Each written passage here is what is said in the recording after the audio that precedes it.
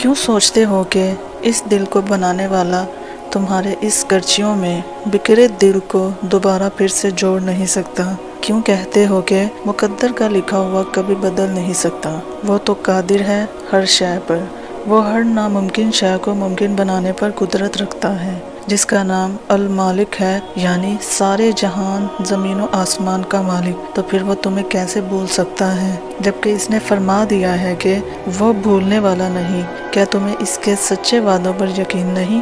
اس کی رحمتیں تمہاری سوچ سے بہت زیادہ وسیع ہیں، بس تم صبر کے ساتھ اس کے حضور دعا کے لیے ہاتھ اٹھائے رکھو، اس لیے کہ اب تمہارے لیے عطا کے دروازے کھلیں گے۔ اب تمہارے کرچیوں میں بکھرے دل کو محبت سے سمیٹ لیا جائے گا، اب تمہارا بگڑا ہوا مقدر سنور جائے گا، اب تمہیں تمہارے صبر کا اجر مل جائے گا، اب تمہاری زندگی سے ہر غم نکل جائے گا، اس لیے کہ اب تمہاری ہر تڑپتی ہوئی التجا پر کن فرما دیا جائے گا۔ اور اگر اس نے تمہاری دعا سننی ہی نہ ہوتی تو وہ کیوں کہتا کہ مجھے پکارو؟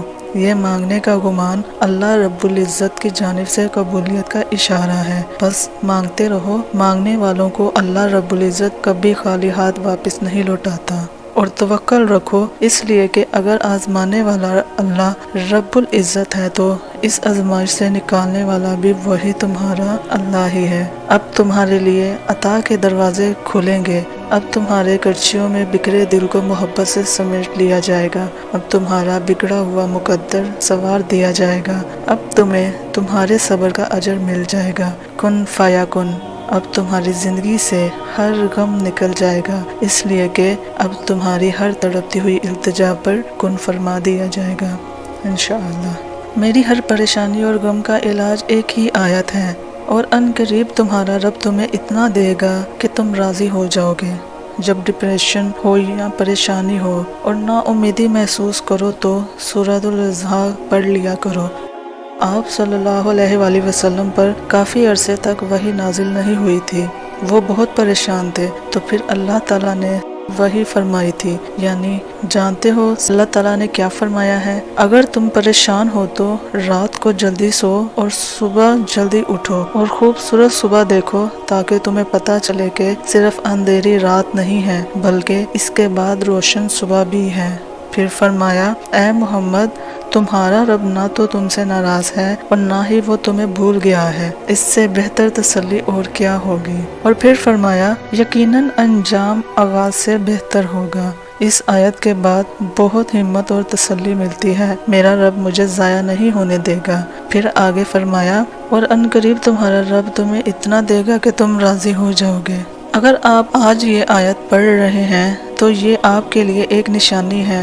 آیت کا مطلب ہی نشانی ہوتا ہے۔ اللہ تعالیٰ بنا کسی وجہ کے ہمیں اپنی آیات نہیں پڑھواتا۔ اللہ کے یہاں ہماری کہانیاں لکھی ہوتی ہیں، سٹیپ بائی سٹیپ اللہ تعالیٰ کو بہتر معلوم ہے کہ ہمیں کیا دینا ہے، کیا نہیں دینا، اور کیا کسی مرحلے سے گزار کے دینا ہے۔ ایسے میں یہ آیت اگر آپ کے سامنے آئی ہے تو یقیناً اللہ تعالیٰ آپ کو بہت جلد کچھ ایسا عطا کرے گا جس سے آپ راضی ہو جائیں گے۔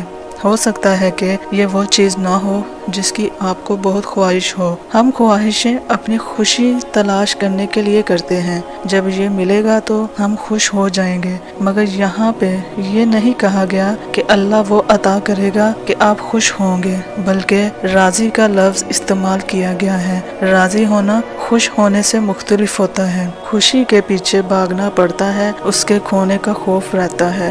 رضا ایسی نہیں ہوتی، رضا دل کے مطمئن ہو جانے کا نام ہے، رضا دل کے سکون کا نام ہے۔ اگر آپ کا دل کسی مسئلے کی وجہ سے بے چین ہے، اس میں اضطراب ہے، تو یقین رکھیں اللہ تعالیٰ جلد کچھ ایسا کرے گا کہ آپ کا دل راضی ہو جائے گا۔ ایسے میں اگر اللہ نے آپ کو یہ خوشخبری دی ہے تو آپ کا بھی فرض بنتا ہے کہ آپ صبر اور ہمت سے کام لیں۔ ایک دفعہ آنکھیں بند کریں، دل میں اپنی تمام محرومیوں اور قدرتی آزمائشوں کو لائیں اور اللہ تعالیٰ سے کہیں کہ اے اللہ، میں آپ سے اور آپ کے دیے گئے امتحانوں سے راضی ہوں۔ آپ جس حال میں بھی رکھیں، آنکھ آنسو بہائے گی لیکن زبان شکوہ نہیں کرے گی۔ اللہ میں راضی ہوں، آپ بھی مجھ سے راضی ہو جائیں۔ اگر آپ نہیں راضی تب بھی یہ کہہ کے دیکھیں، ان قریب آپ کی زندگی میں ایسی نعمت عطا ہوگی کہ آپ واقعی راضی ہو جائیں گے۔ اللہ تعالی ہم سب سے راضی ہو جائے، آمین۔